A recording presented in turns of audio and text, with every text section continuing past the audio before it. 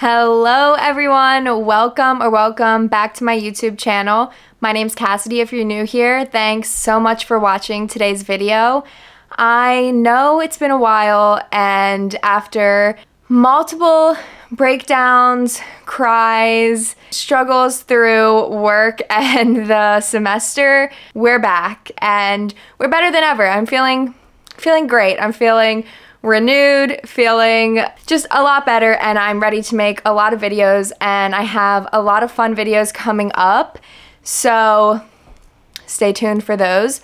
But today's video is my February wrap-up, all of the books I read in February. I read 6 books in February. I kind of thought I would read more, but like I said, it was a rough month for me, so I'm pretty happy with 6 books.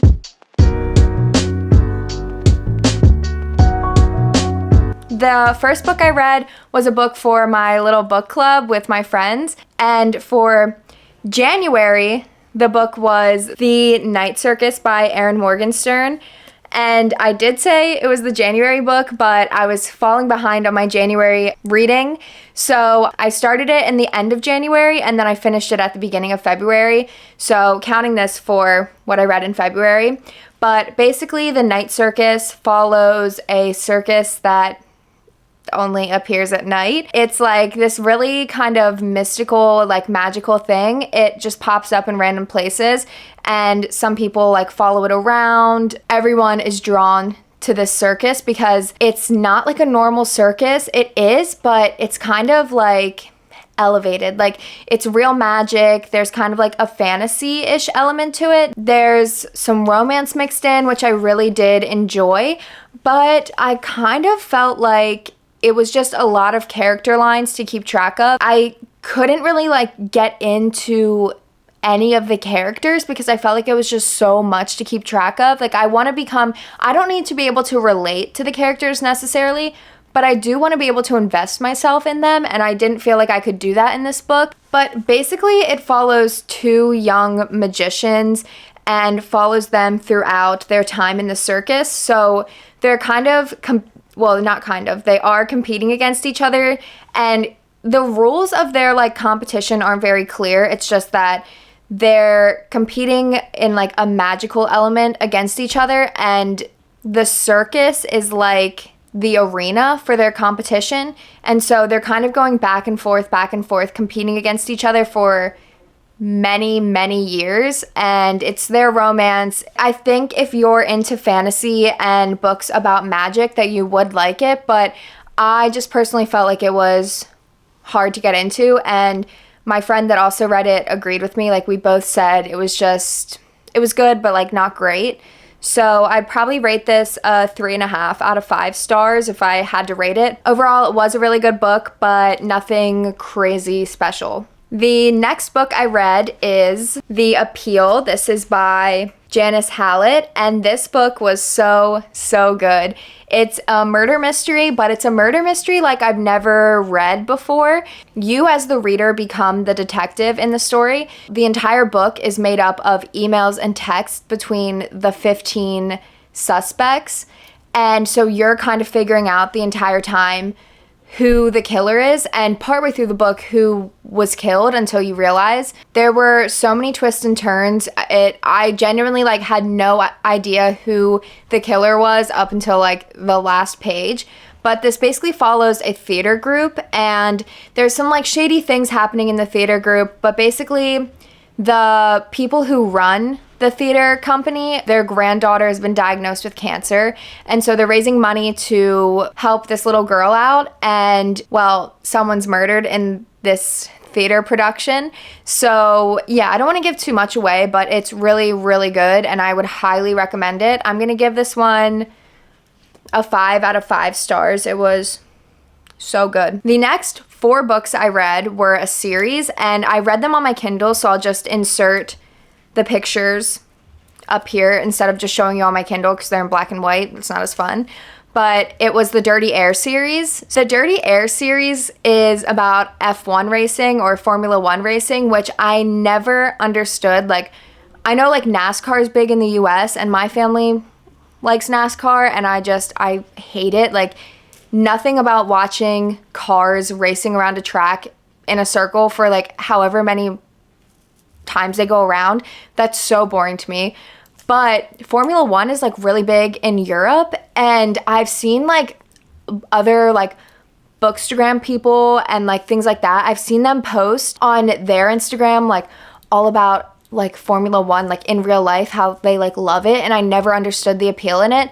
But this book follows 4 guys who are in F1 racing and their like individual love interest, but they're all friends and they all know each other, so that's like really cool because all of the characters come up throughout all the books. So I really like the like intermixing of the worlds and the characters. The first book in the series is Throttled, and it follows Noah and Maya. So Noah is like huge in the F1 racing world. He's like probably the top racer, and Maya, her brother Santiago, has just joined this, I don't know, like the same one that Noah races for, that's who Santiago just joined. Santiago basically hates Noah, and like they have this just feud because a year before him and Noah got in a like wreck while they were racing, and so now they just have like a hatred for each other.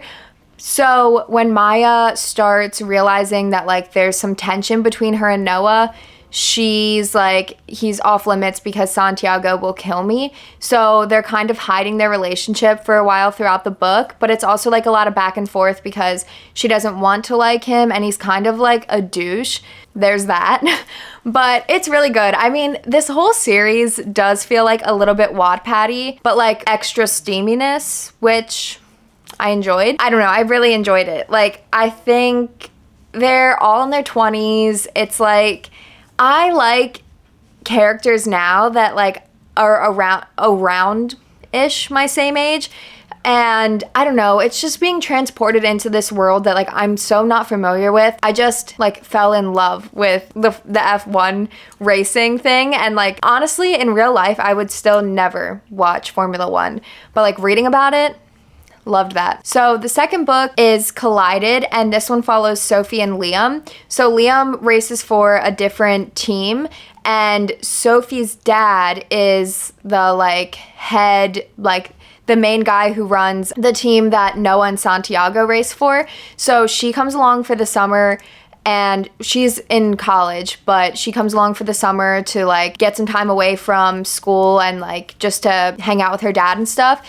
And she actually met Liam like a few years before when she had just turned 18, which I didn't love that part because in that like flashback, they were still like kind of flirting. And I was like, Liam is, I don't know, 7 years older than her. So that was a little weird. But once you flash forward to like present day and she's what, like 22 and he's however old he is, 29 or whatever, it's not as weird to me. But basically Liam figures out that Sophie wants to complete this like I think she calls it like her like fuck it list or something, or like her I don't know, it's called something like that. Basically like a bunch of things she wants to complete throughout the summer while she's following around the like F1 racing thing. And one night Liam accidentally, well, I think it like falls out of her bag, and then Liam sees it and he's like, I'm gonna help you complete this list. So this is like kind of, I don't know, I guess it's like a friends to lovers because they are friends. Like he's helping her out as a friend, but it's definitely more than that. And I mean, everyone knows it. Like even the two of them know that they're not just friends, but he's helping her complete this like kind of dirty bucket list. Not everything is like sexual in it, but like some things are.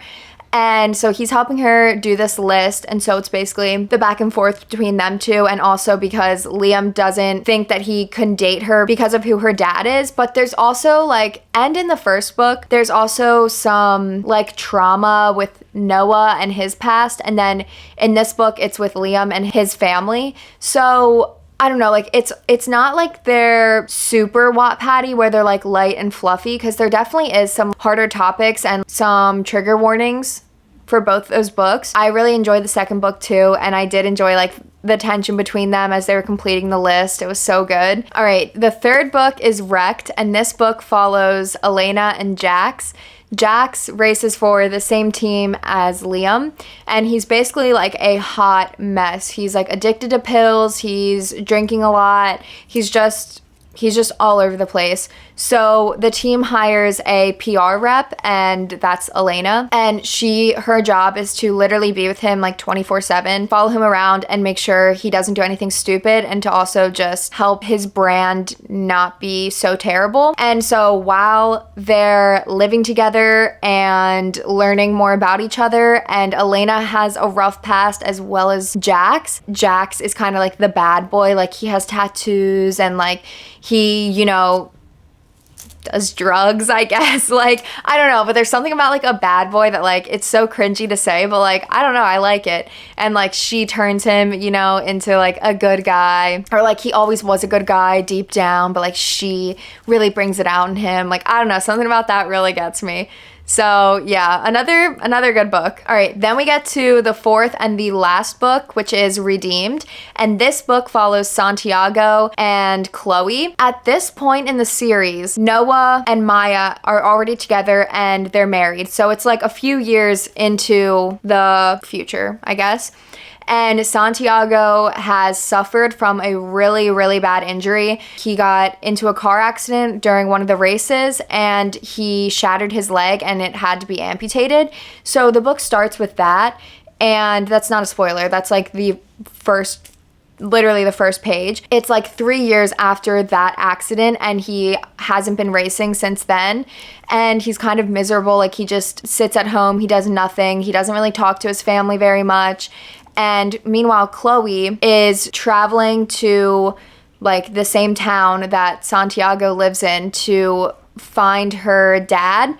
And she has a terrible relationship with her mom, and she's trying to find her dad. And turns out he lives like right next door to Santiago. But so she's like on this quest to find him, and then accidentally finds Santiago instead, because obviously she goes to the wrong house. She meets Santiago instead, and it's this whole relationship between them. This is a fake dating trope because when she accidentally finds Santiago, something happens. I don't really want to ruin it, but basically they start pretending that they're dating. They lie to Noah and Maya and say that like they've been a couple for a year and that no one's known because he's just been like holed up in his house. They start this fake relationship, which obviously turns into a real relationship. Going into the book, I wasn't sure that I was gonna like it as much because there wasn't that like racing aspect to it, because I'm a Formula One gal now. No, I'm kidding, but I didn't think I would like that part of it because there wasn't as much racing. But like the relationship between Santiago and Chloe was so cute, and like there were so many other things going on. Santiago is like so embarrassed about his leg. He just like doesn't want her to look at him in a different way, and like her being like, I don't care, like I like, yes, I see your leg, but like I don't care, like I love you. I don't know, it was so cute. And like the whole series, like I said, like yes, is it a little bit cringy? Yes, but like it's still so good. And yeah, I would probably give the series a 4.5 out of 5. I think if you're looking for a romance series, it's so good. Literally, I finished one and I download another one right away and like start reading it. I read them so fast. Highly, highly recommend those. All right, I guess that wraps up my February wrap up. Let me know if you guys have read any of those books or if you're interested in reading them. I'd love to hear what you guys think in the comments. Like I said, I have a lot of fun and exciting videos coming up that I'm really excited to film. So just stay tuned for those, and I'll see you next video.